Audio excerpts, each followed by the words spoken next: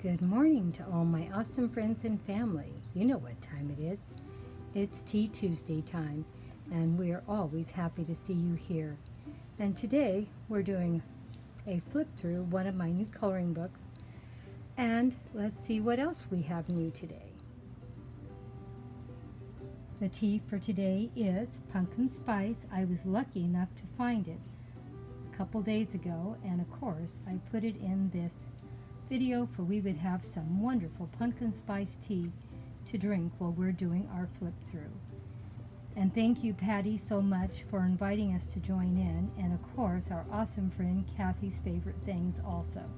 Both awesome creators, and please go check out both those channels. And this tea is wonderful, and I just thought we'd have something pretty to look at. What do you think? And of course, I got my new pumpkin cups out to also share today with you. Now, let's go do our flip through of one of our new books for coloring. I can't wait to share it with you. And here is our wonderful new coloring book. Super cute animals. Oh my gosh. Isn't this cute? I just loved it. Can't wait to share what we have in store. How beautiful these pages are and the beautiful artwork that Jane put together for us. And as you can see, the very front page starts out just beautifully. And I guess I'm going to try to color this in. We'll see if I manage to make it. It is just beautiful. And I love the butterflies and dragonflies, and of course all the beautiful florals all about. And here Jane gave you a few pretty choices to start from. Isn't it wonderful? I love all the coloring there is that you can do, all the wonderful displays of color. And of course you know how much Grandma loves butterflies and flowers. This is the number one reason why I bought this book, because there's so many beautiful flowers and almost every page has a butterfly. And here's the title again, Colors Super Cute Animals. There's also a table of contents in here to help you learn to color better and what materials you should use to do it, and some pages on how to shade. There is a lot of great tips to help us get better. I just really am enjoying this so much, and there's plenty of color and pictures and whimsy in this one. And here's a page on tools and materials you can use. And here is a coloring chart to show you how to put basic colors together and see how they work. Sharing how things can look just by changing the color.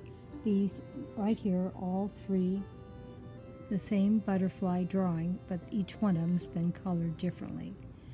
And adding little details, how it makes it yours just by finishing it off your way. Great hints and tips on how to color in this book. Great basic ideas on how to start coloring and getting used to doing your shading, and how you build one color on top of another color, and eventually it will look like that when you're done, just by adding little details.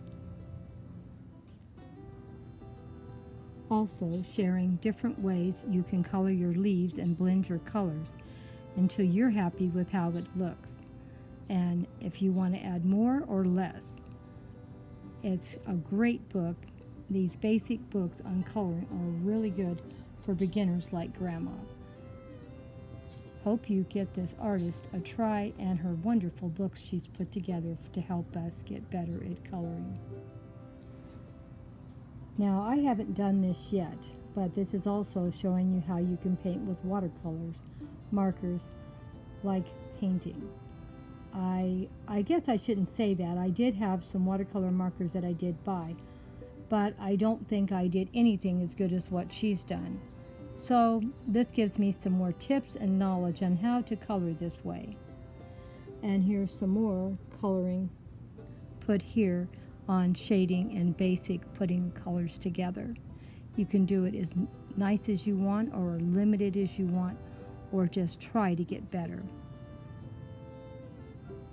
This is a page to just inspire you to color this page over here. It's the exact same page uncolored. And this is just giving you some ideas and inspiration what you could do to make it look different and unique. Now, I'm not saying I'm going to go to all this work, but it is great that they gave you a colored picture to understand what you could do to make it really look fancy. Now, some of the work on this I doubt I would do because it looks like they have written words with some of the letters missing. This might be a little too hard for me, but they act like it's something we should give ourselves a try to stretch out and do something a little more unique and different. So we'll see how much I do of this or how I'm going to do it. I haven't colored any pages in this book yet. But this looks like a very simple drawing to color, but when you see how they have finished it off, you can see you can put a lot of workmanship into these drawings and coloring. I'm not going to flip through every page, but I'm just trying to give you an idea of what this book has, to give you some ideas and inspiration. And then when I start coloring them, you can see what I did making it my own. There's a lot of time that goes into coloring these if you want them to be really, really nice. Now, I love this rabbit. It is just beautiful. I can't wait to color this one. And all the beautiful florals they have put in this video. Well, I shouldn't say video, in this picture. And all the workmanship. She has put a lot of time and effort into this. So let's hope Grandma can do it justice when she starts coloring. And at the back of the book, they have a little bit about the author and the one that did all the beautiful drawings for us, and what a wonderful job she did. So it gives you a little bit of insight into her. And of course, another wonderful, wonderful drawing. I can't wait to color this one too. I'm sure it's going to be beautiful. So let's hope you're going to keep coming back and watch Grandma color each page at a time. I may go out of sequence, I may not stay in sequence, but I do want to show you what I'm doing. Here's some beautiful dragonflies I can't wait to color. Are they not beautiful? And look at all the little spaces you can fill in with different colors and make them just pop off the page. I can't wait. There are so many beautiful, beautiful pictures to color. Now, I don't know if you've noticed or not, none of these pages have anything on the back. I would prefer to have, I do think I'll probably have a few that do have something on the back, I'm sure, but most of them I'm going to try to have like this, where I only have it on one side so I don't have to worry about things bleeding onto my next picture. Now, I always put something between me and the next picture anyway to hopefully keep everything perfect. But when you have two pictures on the same page, you can't do that.